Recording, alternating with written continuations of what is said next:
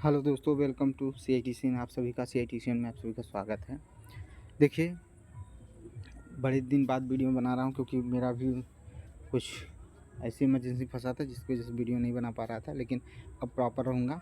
देखिए, अब आपका मैंने सुबह से लोग कह रहे थे कि रिज़ल्ट अब आएगा, अब आएगा, अब आएगा। लेकिन एक चीज़ मैं आपको बता दूँ, इससे पहले जो इंटर एग्ज़ाम हुआ था 2025-26 का, उसमें भी जो रिज़ल्ट आया था शाम के 7-8 बज आया था आते-आते, और वही हाल यहाँ पर भी हुआ है। अभी रिज़ल्ट आ चुका है। अब आपको करना क्या है, आप अपना रिज़ल्ट देखिए पहले, और रिज़ल्ट देखने के लिए आपको सिर्फ़ कुछ नहीं करना है, वो आपने जो भी जो कहते हैं ना कि जो कैंडिडेट आपने लॉगिन किया था, इस पे आपको लॉगिन करना है। जैसे ही आप लॉगिन करेंगे, ये कुछ देर रुक जाइएगा, ये उसमें वेरिफ़िकेशन के लिए सिक्योरिटी वेरिफ़िकेशन मांग रहा है, ठीक है। उसके बाद इस तरह का कुछ पेज खुलेगा, उसमें आप अपना क्या करना है, यूज़र आईडी या मेल या मोबाइल नंबर डालेंगे, पासवर्ड जो बनाए होंगे वो डाल दीजिएगा, आपका खुल जाएगा। खुलने के बाद आप देखेंगे कि अलॉटमेंट इन्फो करके आएगा। उसमें अलॉटमेंट इन्फो में जैसे ही टच करेंगे, आपको पता चल जाएगा कि आपको कॉलेज मिला है कि नहीं मिला है। अगर मिला है तो कौन सा मिला है, और उसमें आपने first choice, second choice, third choice करके दिया है।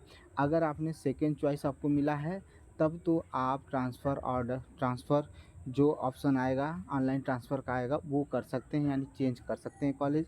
अगर आपने कॉलेज पहला चुना है तब तो आप कॉलेज चेंज नहीं कर पाएंगे। अगर आपने पहला जो चुना है वही आपको कॉलेज मिल गया, यानी चॉइस फर्स्ट ही आपको कॉलेज मिल गया, तो अब आप चेंज नहीं कर पाएंगे, आपको उसी कॉलेज में एडमिशन लेना होगा। ये हो गया पहली चीज़। अच्छा, आपने जब रिज़ल्ट देख लिया तो रिज़ल्ट में आपको पता चल गया कौन सा कॉलेज है, ये हो गया। अब आपको जो कॉलेज हो गया है, सिर्फ़ आपको ये करना है कि जो कॉलेज आपको मिला है, जहाँ आपका कॉलेज मिला है, आप सिर्फ मुझे मैसेज करेंगे कि सर मुझे ये कॉलेज मिला है, इसके बारे में आप डिटेल बताइए, फ़ीस कितनी है, और किस तरह से वहाँ जाना है, क्या करना है, क्या-क्या डॉक्यूमेंट लगेंगे, वो सारी चीज़ें। लेकिन उससे पहले भी एक चीज़ और सुन लीजिएगा, मैसेज मुझे ज़रूर करिएगा, उससे पहले एक सुन लीजिएगा। अब आपको कॉलेज जो अलॉट हुआ है, उस कॉलेज का क्या होगा, अब अलॉट कॉलेज के लिए आपको क्या होगा, आपको डॉक्यूमेंट वेरिफ़िकेशन कराना होगा, फिज़िकल डॉक्यूमेंट वेरिफ़िकेशन होगा। अब वो कहाँ होगा, तो देखिए इसमें दिया हुआ है, ध्यान से सुन लीजिएगा, फिजिकल डॉक्यूमेंट वेरिफिकेशन कहाँ कराना है, ठीक है, वो भी जान लीजिए।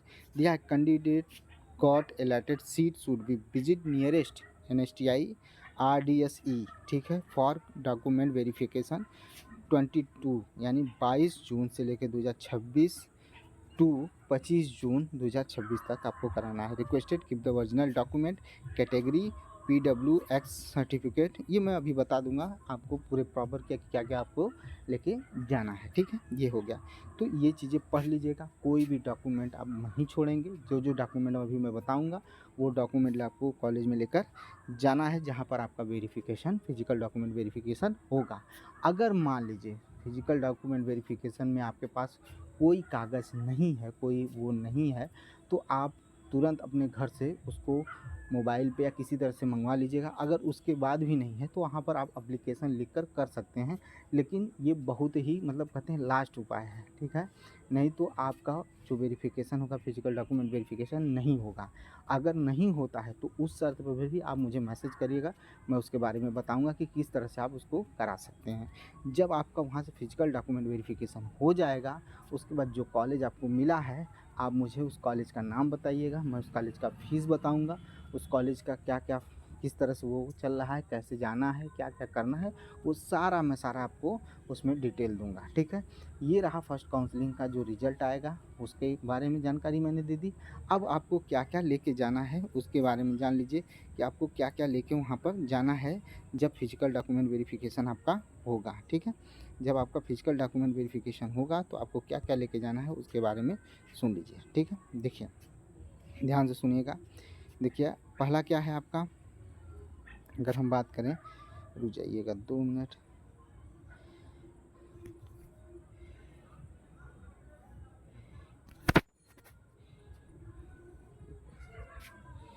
रुके रहिएगा 2 मिनट मैं आपको दिखाता हूँ।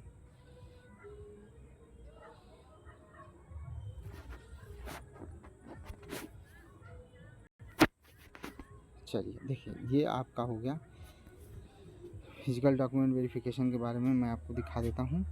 देखिए, ये आपका खुल गया। क्या क्या लेके जाना है? देखिए हाई स्कूल का सर्टिफिकेट लेके जाना है, साथ में मार्कशीट ले लीजिएगा, पहला चीज़ हो गया। दूसरा ITI डिप्लोमा बीटेक का प्रमाण पत्र लेके जाना है, साथ में आपका मार्कशीट भी रहना चाहिए, ठीक है, ओरिजिनल, साथ में फ़ोटोकॉपी भी होनी चाहिए, सबकी फ़ोटोकॉपी होनी चाहिए। और आप केंद्र सरकार में पदों में मान्य जाति प्रमाण पत्र यानी केंद्र सरकार का जो जाति प्रमाण पत्र है वो भी लेके जाना है आपको। लेकिन नोट, इसमें जो SC ST के बच्चे हैं, ठीक है, ध्यान से सुनिएगा, SC ST के जो बच्चे हैं उनका स्टेट गवर्नमेंट का ही कास्ट सर्टिफिकेट चलेगा, उनके लिए सेंट्रल गवर्नमेंट का सर्टिफिकेट नहीं बनता है, नहीं बनता है। उसके लिए आपको परेशान नहीं होना है, आपका जो स्टेट गवर्नमेंट का कास्ट सर्टिफिकेट है वही लेके आपको जाना है, उसके लिए परेशान ना होइएगा, ठीक है। प्रोविजनल एडमिशन स्लिप, ठीक है, वो लेके जाना है। उसके बाद आपको CITS काउंसलिंग फ़ीस रिसीप्ट लेके जाना है। किसी भी सरकारी अस्पताल द्वारा मेडिकल फिटनेस का लेके जाना है। EWS आप जान रहे हैं, वो भी 2025-26 वित्तीय वर्ष का लेके जाना है, उसके पहले का नहीं होना चाहिए, ठीक है, याद रखिएगा।